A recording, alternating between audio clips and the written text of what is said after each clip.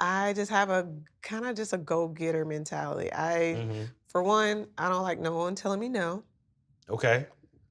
So if you tell me no, I'm probably going to go just that much harder just to make Uh-huh. sure to, prove you otherwise, Yeah. or to prove that I can get it done myself. I don't need your approval type of Mm-hmm. energy. And to be quite honest, it's just a little bit of stubbornness as well. Like Yeah. why can't I do it? Yeah. What makes Right. you don't decide my future, I do.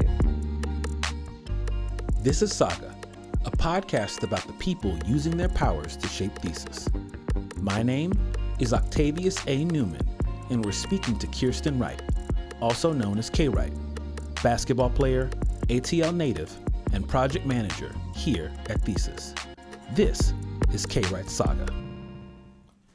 K. Wright. Thank you for having me. I'm really excited to be here. You know, we go way back. Yeah, we do go way back. We were teammates once upon a time. That's true. And congratulations on all your success and all the things you're bringing to Thesis brand. I think you're doing amazing work. Wow, I'm blushing. Though I'm dark skinned. Hey. Underneath. I can see it. I can see it. It's happening. So, not about me. It's about you. Okay. First thing I want to start with is tell me a little bit about what your role is at Thesis. Like, what do you do here? Got you. My role here at Thesis is official title is project manager. Mm-hmm.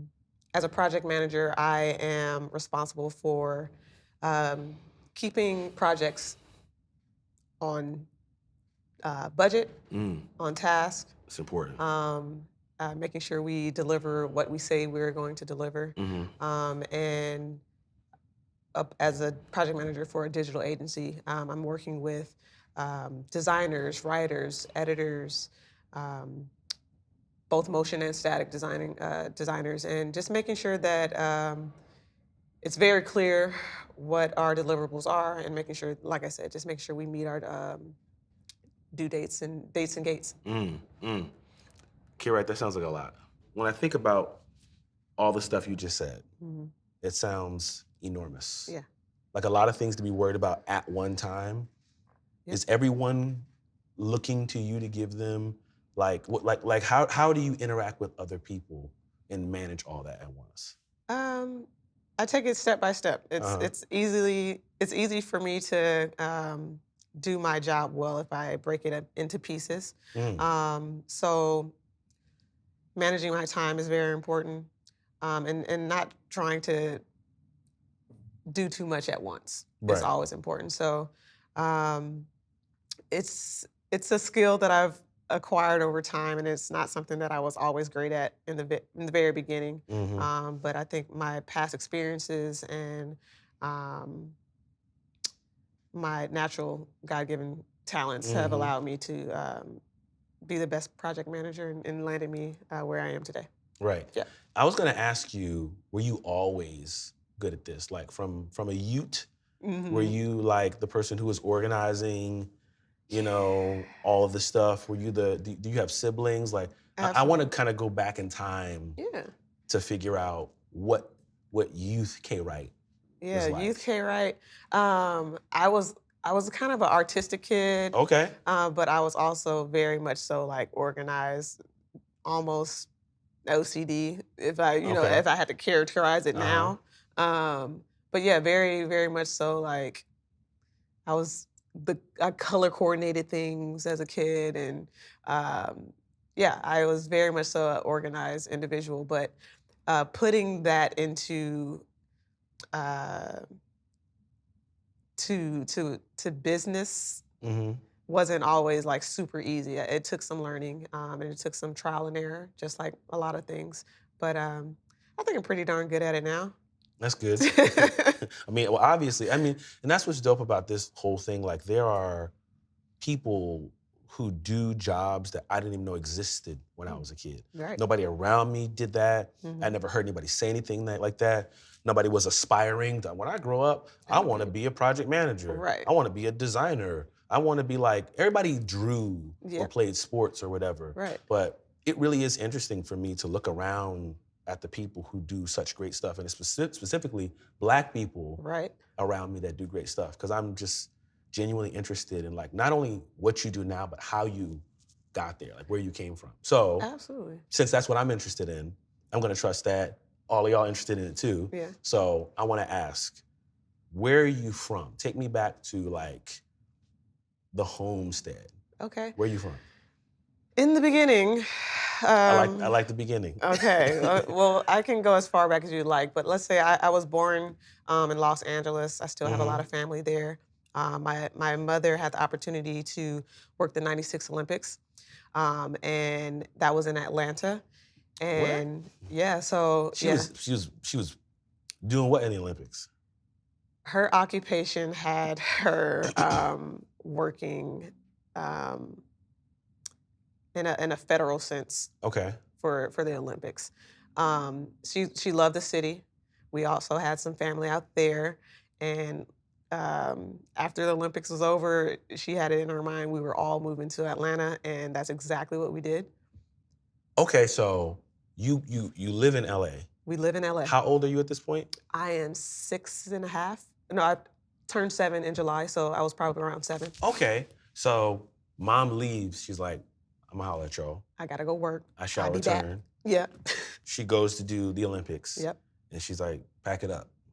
We out. We out of here.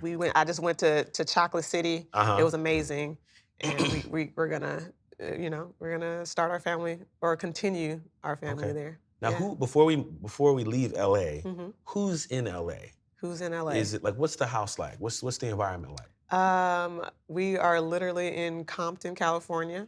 Compton, California. Okay. It is myself, my 2 younger brothers.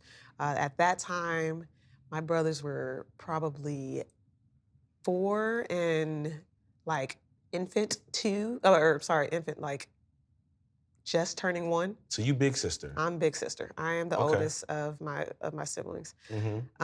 And my father. So my dad had a long summer or a long, trip with mom gone with 3 young kids. Wait, how long's the Olympics? I think I can't really quote this. Well, do you remember accurately. how long mom was gone? Yeah, I would say she was gone for about like 3 weeks or so. Yeah, so that's a long time. So dad was out here for juggling. Yeah. Shout out to dad, because I'm sure that was a lot. Yeah, so she came back and we packed up and we were in Atlanta by the winter of '97. Yeah, so it was a cool transition. Of course, as kids, it was just a big adventure. Mm-hmm. We're just along for the ride. Yeah. And I spent the rest of my youth in Atlanta, Georgia, Stone Mountain to be specific. Mm-hmm.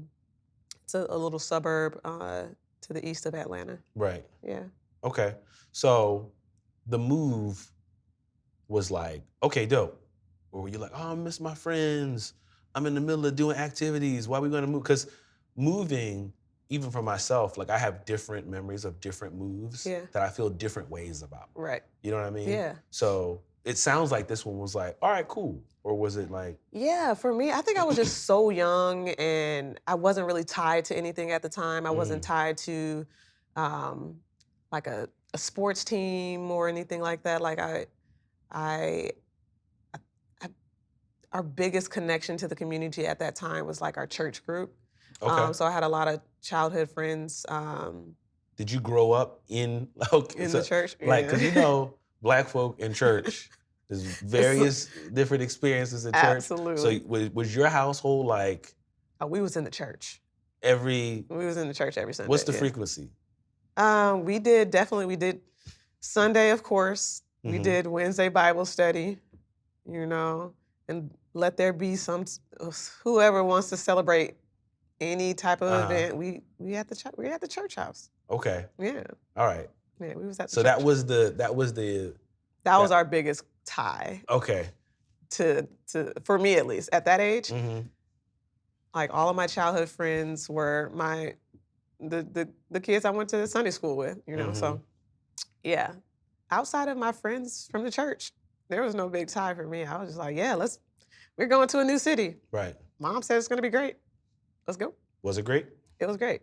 I love Atlanta. It's even though that's LA is where I was born. I definitely say Atlanta's home.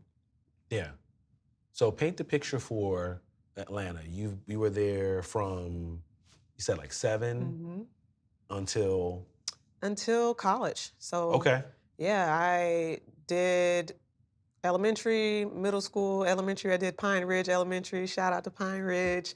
Middle school, Stevenson SHS. That's Stevenson High School. If you I don't know, know you none know. of that mean, but If you shout know, out to you y'all. know. Yeah. Yeah, and then I went to Clemson University after that, and yeah, I've been out in the world ever since. Right. So your time in Atlanta, paint a picture for me of like some of the major moments that made you who you are now. Some of the Because major... I know personally, they don't know, but I know personally, Atlanta is a large part of who K. Wright is. Absolutely. Some of the major things, specifically, it was always like our trips to the skating rink. You know, those were always fun. Are you nice on the skates? I don't fall. That's a level. Like so if you give yourself American letter grading, right? A to F on the 4 wheels per foot.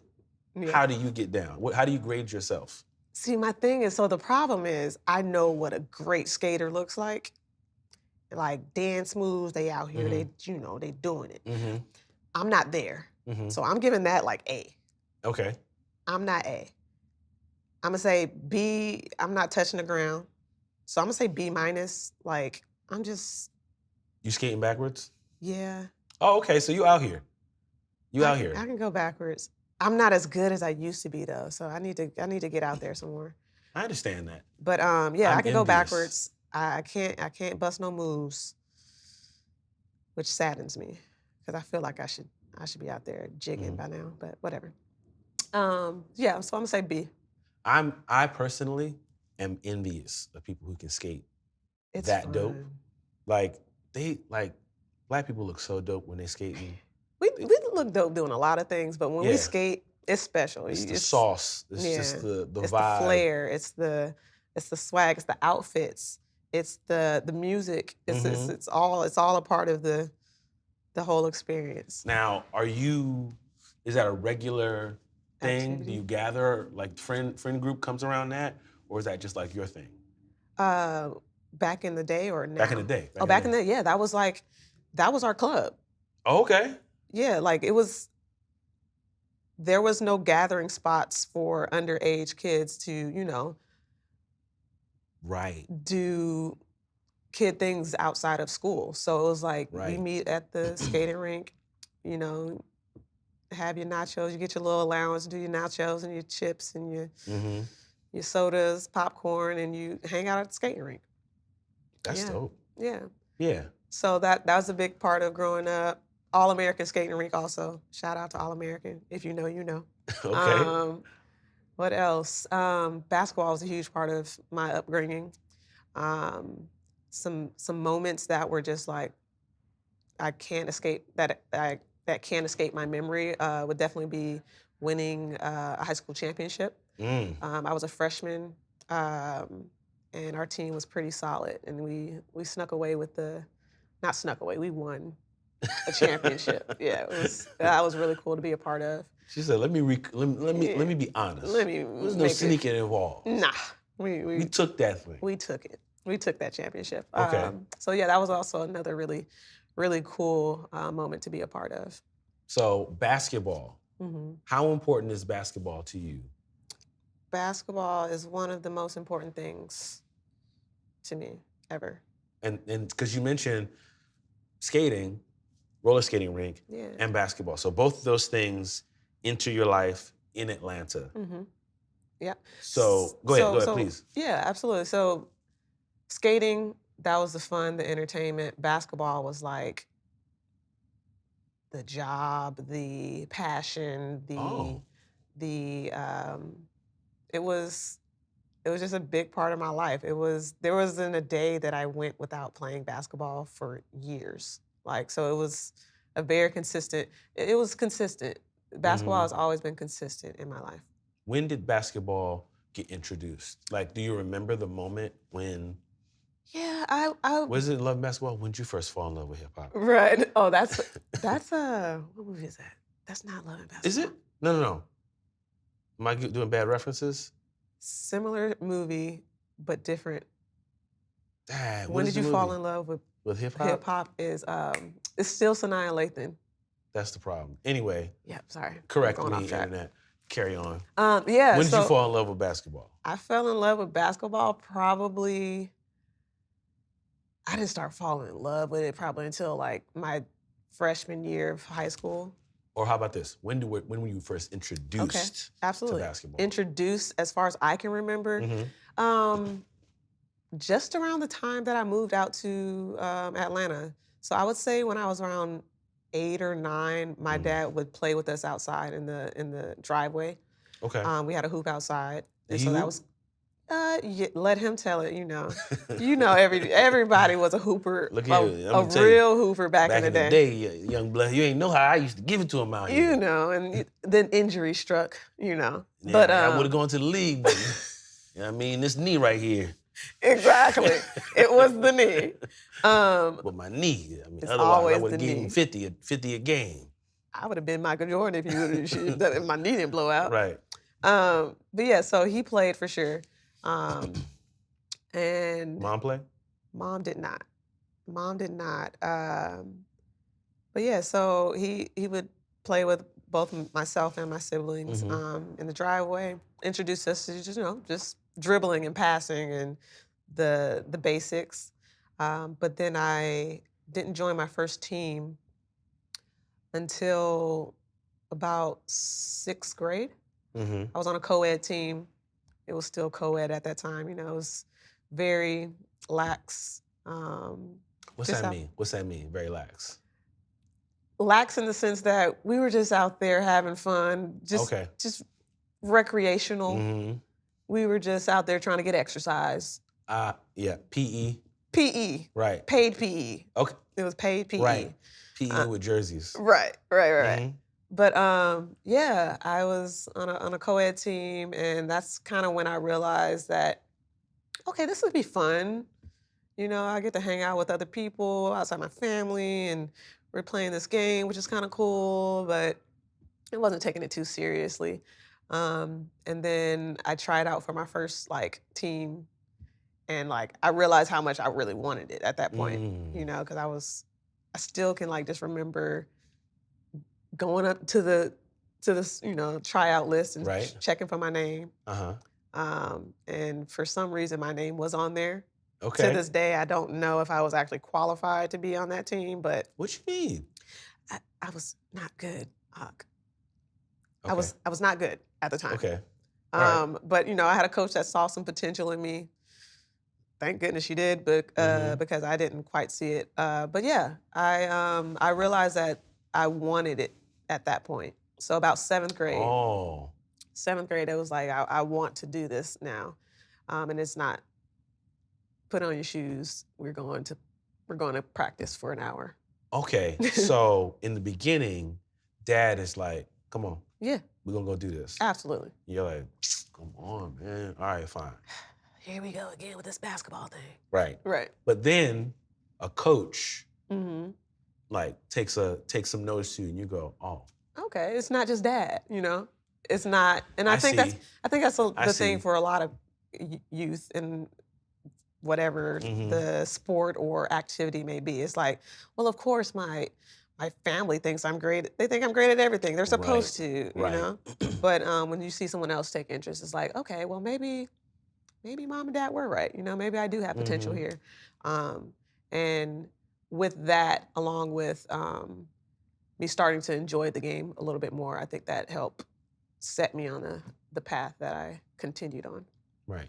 And you said a coach took notice of you. Yeah. Do you remember the coach? Yeah, absolutely. Coach Blackwell. Okay. Middle school. Amazing coach. I am not sure if she is still coaching to this day, but I know that she has made a very large impact on at least one life, which was mine. So yeah, that's dope. What was the impact? Do you remember like what kind of things happened or what kind of moments? Yeah, I just remember she would not allow any BS. Like it's either you're gonna be fully committed to this or you're out. Like either get with it or get lost. And I think that was the first time I had that kind of experience too. You know, whereas it wasn't just, come on, let's go have, it wasn't, it just seemed like it was, I don't even know how to explain it. It was a different type of energy. It was just a different type of energy towards the game. It was important to her as a coach. And so I think her passion for it, for coaching and being good and not just taking L's impacted how I approached competition in basketball as well. I feel that. Yeah. I had a coach similar. I wrestled in high school, in college, and I remember Coach LaRusso being like, if you're late, go home. Yeah, don't even show up. But he's like, go home. Like he didn't even want to hear any words. Turn around. See you tomorrow. You could always come back tomorrow, but if you're late, go home. Yeah, because you're not serious about it today. And we need you to be serious and present today. And very similar energy. Yeah. Shout out to Coach LaRusso. Appreciate you. Yeah. So we continue with balling throughout high school and it takes you into college. Absolutely. So did you have hoop dreams forever or did you have other angles you wanted to go? Like, how does basketball take you to the next step in life? I was such a geek.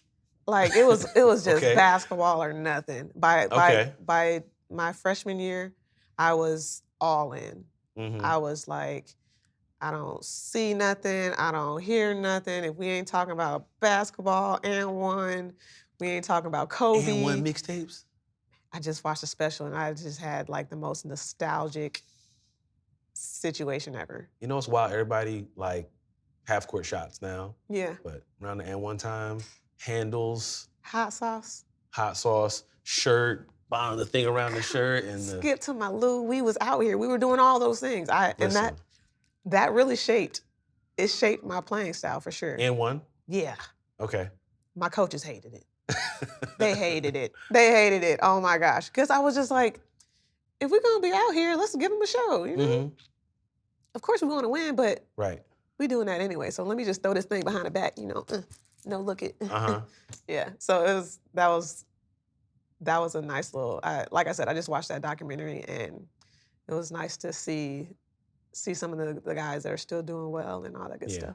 What was Coach saying when you are, you know what I mean? Showboat. Like putting it behind you. Like what's Coach saying?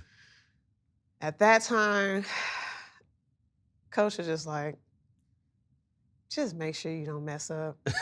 We don't need no turnovers. Right. But I think my coaches also understood that like that was just a part of the game. And believe it or not, our team was like really, really, really good. So we were blowing teams out. So it was like, how else are we going to entertain ourselves throughout these blowouts? Okay, I understand. Yeah. So you had to have some way to not be bored. Kind of. So you bounced the ball off someone's forehead to give yourself some excitement. So yeah. Okay. Okay. All right. So high school is ball is life. Ball is life. Okay. Yeah. Where does that take you next? Are the grades still on point? Mom and dad are with it? You know grades, what I mean? Man, yeah. I've had some experiences where I thought that ball was only going to be life, and parents made sure that was understood that is not the case. Our grades come first because you cannot be a student athlete without being a student first. That sounds like something that a parent would say. Yeah. Now you know you can't. That definitely sounds like. Yes. Yeah. So I had a traumatic experience where I missed out on a very important tournament that I wanted to be a part of because I was not supposed to get any C's, and I got a C. And my mother was a woman of her word. Wait, come on. Tell me the story. I mean, so No C's. No C's. Okay. Established at the beginning of the school year. We don't bring C's in this house. Cool. I messed around, got a C. What did you get a C in? I think it was science. Mm-hmm. I got a C in science. I know what a nucleus is. That's good enough. Yeah, it's the center, I ain't gonna it's the use center of the this cell. back When am I ever gonna need to know where a mitochondria is ever again? Whatever. Trying to put this ball in the hoop. How's that gonna help me do that? Right. Right. Yeah, so I brought a C home, Mm-hmm. and the most important tournament of every year was the AAU tournament in Florida. Oh, travel. Yeah. So my AAU team. Oh, Yeah. You missed. I missed the team trip to Florida for AAU Nationals. Sick. Sheesh. That's when I realized my parents are not playing about my grades. Uh-huh. I sat that one out. So as they say, you messed around and found out. Okay. I messed around and found out. Okay. All right. How serious grades were to be taken in our household. So yeah, sat that out, and I don't think I had an issue with my grades ever again. Yeah. Long story short. You learned. I learned today. That's what's important. Yeah. You learned on that day. Yeah, for sure. So what I'm curious about is how basketball continues to play a role in your life as you're moving forward. Because you said you ended up going to Clemson. Absolutely. To play, right? Yep. I was blessed with the opportunity to get a scholarship and play at Clemson University for 4 years.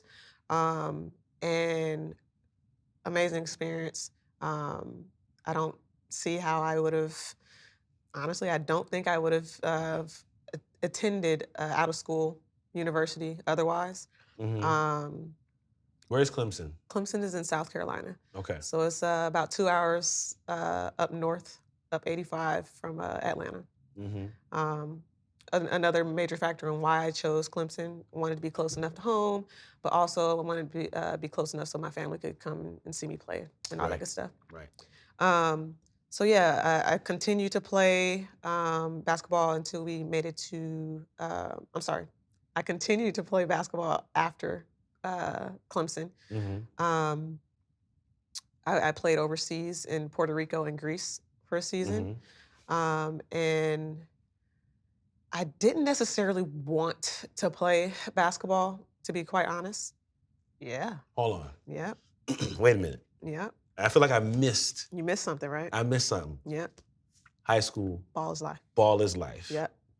You messed around, got to see, found out, not all life, but yep. You got to do what you got to do so that you can do what you want to do. Still important. We go to college. Did you get recruited or did you got recruited to go play? Yeah. Okay. Yep. But after college, what was the change? What was the change? What happened? Absolutely. So I think the shift for me, growing up and just realizing that I was kind of one-dimensional in just my social life outside of basketball. Mm-hmm. I was pretty narrow focused on just one thing my entire life up until that time. Right. And I just wanted to do something else. I just wanted to prove to myself that I could do something else. Mm-hmm. And so I didn't really have aspirations to play after college. I kind of did what I had set out to do, which was go to college for free. Okay. And important. Yeah, go to college, have my education paid for. And I did that. And so post-college, like many other people, I couldn't find a job. And so I was like, what am I going to do? These are the days of our lives. Right. I was like, well, my resume says I can do one thing fairly well. And what was that? What's the one thing? Basketball. I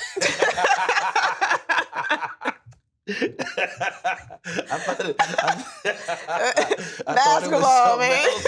That I had missed. It's like I got a degree in. It's like, no, I can ball. Otherwise, you know what I mean? Yeah, it was still basketball. It was like, this thing it's on me. I can't get rid of it. Right. But it's, like I said, it's my biggest blessing to date. You know, it allowed me to go to school. It's allowed me to travel. Mm-hmm. It's built some of my favorite relationships, you know. It's taught me discipline. It's just always been consistent, you know, like we talked about in the beginning. It's always been a consistent part of my life. So once again, I couldn't find a job. I was like, well, what else can I do? I know I can play basketball, so get me an agent. Let's get me on a team. I see. So yeah, so I played in Puerto Rico and Greece. Question. Absolutely. Would that make you a professional basketball player? Yes, that would make me a semi-professional basketball player. Saying all accolades need to be acknowledged. Yes. You know what I mean? Yes. I knew he was gonna try to get that one out of me. All accolades need to be acknowledged. I'm sitting across from a professional basketball player. That is all. Please carry on. Please use that lightly. Right. Yeah, so I played. I got an injury in Greece where I got a boxer fracture. It was really What's that? Yeah, a boxer fracture that's what they call it, but it's usually boxers get it when they punch something, and it's a pinky injury when you split or fracture your pinky. Okay. I just had a ball jam my pinky, and it went up my hand. All right. So I had to depart Greece pretty early, and Does that stopped? that stopped my play. Oh. But remember, I didn't really want to be playing no way. I see. So that was just, I see. it was just a excuse to stop playing at that point. And so Can I ask a question about that? Like I've been in places where I'm conflicted. There's what I want to do. Yeah. There's what I'm good at. Yeah. There's what people want me to do or want to pay me for. Right. You know? And the sweet spot is when you can put all of those things at one time. Exactly. But when you're good at something, but you don't want to do it, that's a weird place. What was that? And when you say, I was looking for an excuse not to play, I'm just curious about what's going on there. Yeah, it was definitely a weird transition because, again, basketball is all I know. Yeah. Basketball is the one thing I've been repeatedly praised for, compensated for, whether it be via scholarship or accolades, awards, and things of that nature. And now someone's paying me to do it. It's like, oh dang, how do you living the dream? Yeah, you're living the dream, but how do you forfeit someone paying you to play a game in another country? Yeah. It's like it would kind of been foolish to not at least try it. And so that's what I did. I tried it. Wouldn't trade it for the world. It was a great experience. But I wasn't all in like I had been in the past. So it was just a weird space to be in, to be quite honest. Yeah. So you finally end up to a point where you can't play anymore. Yeah. So what does one do when the thing that they are good at, get compensated for, and people are asking to do, they no longer can do? I went back home. I went back home to Atlanta. And I got a couple odd-end jobs. Not odd-end, but I started working at the post office. I got a retail. You was mail carrier? I was a clerk. Okay. I was a clerk. You wasn't walking in that sun, huh? Nah, I wasn't in the sun. But I got a lot of respect for the mailmen and women that are out there because it is hard work. Because rain, sleet, snow, sunshine, that's a thing. I need that package to be delivered. Don't nobody care about what the weather is. That's the mailman I paid gotta for that deliver. 2-day shipping. Exactly. Right. So yeah, I worked as a clerk. I got a couple of jobs in retail at a couple of footwear stores. And yeah, then my career as a normal citizen began. As a civilian. Absolutely. I started trying to contribute to society as best I could. So up until that date, I hadn't had a lot of opportunities to work because of my basketball schedule. It was pretty demanding. So I didn't do any work study situations. I didn't have time to work in high school. Yeah. So my resume was very, very light. Lean. Very lean. So I kind of I had to start from the bottom, you know, Mm-hmm. fresh out of college, just doing what I could to make ends meet. So I had the opportunity to transfer from one of the retail stores I was working at in Mm-hmm. Atlanta to one of my favorite sports brands here in Oregon. Mm-hmm. And I've been here ever since. Now I'm curious, like we all grow up watching commercials. We all grow up buying sneakers. We all grow up, you know what I mean? But like, what's it like to actually get to be a part of the stuff that you love? What's it like to be a part of it in a way that maybe, like, did you imagine you'd be able to do that when you were younger? Okay, funny story. Okay. I like stories. I think I did imagine this. Okay. I even wrote it down in a paper in college once. Okay. And to actually see it come to fruition was kind of cool. I recently found this paper when I went home and I was just like going through some of my old stuff. And it was there as clear as day. Mm-hmm. Like I would like to work for said brand. Yeah. And I had the opportunity to do that. So that was really cool. So to answer your question, I think I did. Uh-huh. I did foresee and imagine these things. Wow. Yeah. Okay. So you did see yourself working with this brand and it finally came to pass. Absolutely. And that's wild because when you're a kid, we write all kinds of stuff down. Yeah. We have all kinds of ideas, draw pictures, Mm-hmm. you know what I mean? Like even the whole idea of like your favorite athletes. Yeah. Like you know how it is. You're like Kobe, you're like Jordan, you know what I'm saying? Like yeah. And actually being able to build yourself or grow yourself to a point where you're participating in the stuff that you love. Yeah, and it's kind of weird, but also like kind of cliche. It's like you can do anything you imagine. You can do anything you put your mind to. Yeah. Those cliche things that we hear growing up. I think as an adult, I'm starting to see that you really can. You know, the term these days is, you know, manifestation. Yeah. Maybe. But yeah, I think I was always kind of doing that without knowing I was doing that. As a kid. I call it stubbornness for me. Stubbornness? Oh man. Just audacity and stubbornness. Like, how dare you think you can do that? I'ma do it. Like that, but that's also part of how I was raised. Is like, of course you can do that. Yeah. Like, why can't you do that? They doing it. Hello. You know? Absolutely. What's the difference between you and them? Time.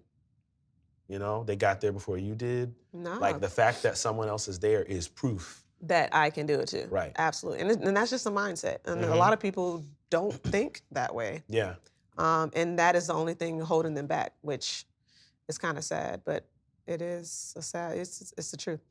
So in all this, as I'm hearing, it's funny you mentioned mindset. You clearly have a particular mindset that takes you from moving from LA to Atlanta, you know, playing basketball, going into college to play ball, professional ball, and then even moving to do work with a company that you've always wanted to. It seems like you're able to get the things you're going after. Yeah. What is the mindset? What's the perspective that's unique to you that is allowing you to like write something down and go, let me just go get that?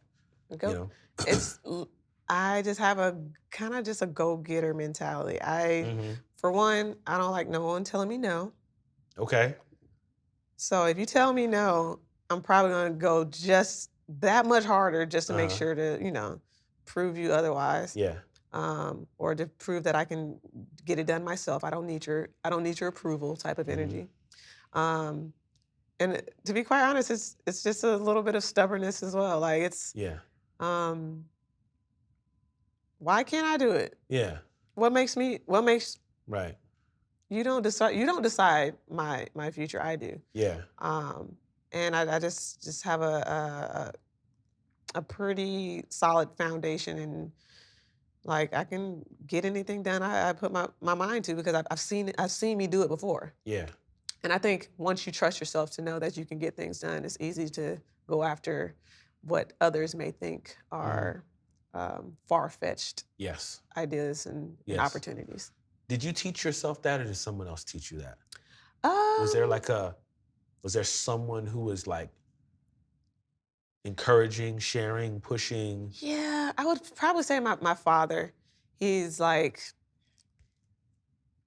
he's just always instilled like this confidence in me. That's kind of helped propel me in my endeavors. Yeah. Yeah. Yeah. Do you still carry it with you now? I would only assume. Absolutely. Absolutely. There's like, there's one quote that I kind of carry with me that he shared. And it's something that, I just hold true. It's just preparation plus opportunity equals success. If you prepare yourself for the opportunity that you have dreamed about or have written down, once the opportunity is available to you, you'll knock it out the park. So, Yeah. I just POS. Yeah. You know what's funny about that? What's up? My mother said something to me recently, like at this big grown age. Really? She said something similar to me in the same way. I was saying like, man, how is this happening? I work really hard. And she's like, well, that's the answer.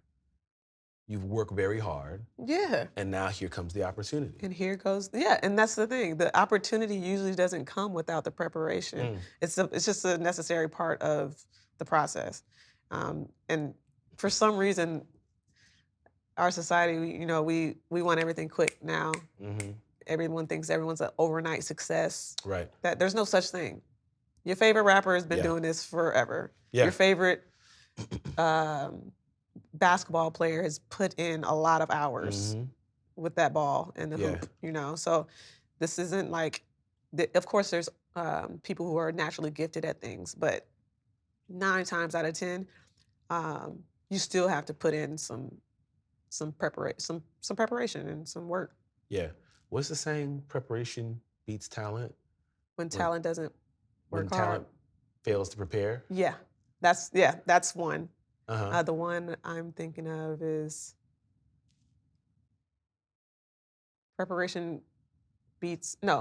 hard work beats talent when talent doesn't work hard. Yeah. That's it. Okay. Yeah, because you can be talented. There's a lot of talented people out there. Sure. Some of that stuff, I believe some of that stuff is just God-given. It's got nothing to do with you. Like LeBron. It just came out the package. He 6'8". was naturally, he was talented. Right. But freak athlete. You're not going to be the best player in the world. And I'm not saying he's the best player in the world. Clarify. The clarifying analogy. Right, just so y'all know. We'll get it conflummoxed, all right? Yeah. So all of this you bring into Thesis. Yeah. How do you end up at Thesis? Man. Again, some things they just kind of fall in, I wouldn't even say fall in my lap. Just a combination of all of my past experiences landed me here. I think the previous project management opportunities I've had to work, I've had through other agencies. Yeah. The reason I moved out here, my connection with that brand, also qualified me for my position here at Thesis. Yeah. But more specifically, I was unemployed due to the pandemic, and I was seeking employment. And I knew a couple of people who work here at Thesis, and they were always raving about Thesis and what, how great of an agency this is, and how not only like gratifying it is to work here, but just like the people that they get to call coworkers are like, and I can even attest to this now. Like, I think some of my coworkers are like absolutely amazing, like talented, just solid individuals. Yeah. And so hearing that for the past 3-4 years, I was like, oh, they're hiring? Let me apply. Right. And again, the cars aligned. My previous skills helped me land a position as a PM here. Yeah. it does mean a lot when people that you admire, who have opinions that you trust, give like the affirmation for something. Like there's some people whose movie opinions I don't want to hear. I don't care. I don't want to hear your opinion on. Oh, that joint was dope. Nah. You think all types of stuff that I don't think is dope is amazing. Absolutely. Like, I don't want to hear anything from you. And that's a great point, because it's kind of rare to hear someone rave about the company they work for. Yeah. You know, a lot of people just collect paychecks, and that wasn't the case for the people that I trusted, and they led me to thesis. So, what I'm curious about, that whole background story that you told me is extremely like, wow, that's amazing to get a deeper understanding of who K. Wright is. But how does that come into thesis? Like, how does that show up? Yeah, I think it shows up in a number of ways. I would say one, it shows up in my commitment level. Like, I am super competitive because of my background in sport. Right. And with competition, I always kind of want the best. I want to win. I want to make sure we're hitting deadlines. I want to make sure we are delivering the best product. So it shows up in that way. It also shows up in the way I communicate with others. I understand that this is a team sport. Yeah. You know, like I can't do this on my own. Right. If I don't have others, there's nothing for me to manage. Right. So it shows up in that way, that aspect. Let's see. It shows up in just the. What's another example of how my background shows up at thesis? What about, I have a question. I love questions. Being a point guard kind of feels like a project manager. Absolutely. Is that I know personally that's what you played, right? I played point guard at one point. I was probably known most for my shooting abilities. Okay. But with some injuries, I was forced into a point guard position one season, and it kind of put me on that path. Right. But yes, absolutely. The point guard, as you may know, is the floor general, the person calling the shots. But they're not necessarily doing the glamorous things. They're not dunking. They're not designing. They're not scoring the most points. You know, they're not taking an asset and making it a motion piece. Right. You know, but the point guard is orchestrating all of those things and making sure that the team comes out on top with the W. So for layman's terms, that's the best analogy that I could probably give for a project manager, them being the point guard of the team. Point guard. The point guard. GAWD. WD. God. That's dope. Yeah. That connection, that whole thing coming into where you are right now, I love it. Let's crystal ball, right? Crystal ball it. The future, right? Where do you foresee yourself going in the future before we get out of here? Like, man, what do you want? Because everything else you've been able to be like, let me get this, let me get some of that. Like, what are you pointing at now? So, funny enough, the way I started my life, I've kind of shifted my perspective quite tremendously since I was a player. And before I was like, I want to do this, that, and the other, and this timeline, and want these results. I think with time and wisdom, I still dream and I still want things, but I don't want necessarily. I want like things that are you can't really put price tags on or like accolades on. So like I want a family. I want happiness and love. You know, those things you can't quite put, right, like I said, accolades towards. Yeah. And so that's kind of where I see myself.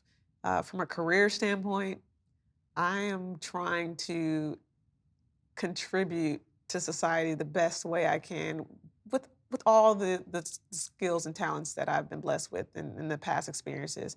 I don't necessarily have this grandiose career for myself. Like I said, I aspire to kind of give back to the community what was given to me. I kind of foresee me being a coach at some point. Right. I definitely would love to share like the biggest part of my life with someone, that kind of looks like me. Right. And absolutely. And I think that's the next step for me. That's amazing. Yeah. Okay, right. I really appreciate you taking time to talk with me, share your origin story, share your life. Man. My hope is that people who hear this are able to get a perspective in they feel seen, they see someone who's like them, they feel inspired, encouraged. Absolutely. And well, I can't thank you enough. Still can't believe I'm here. So I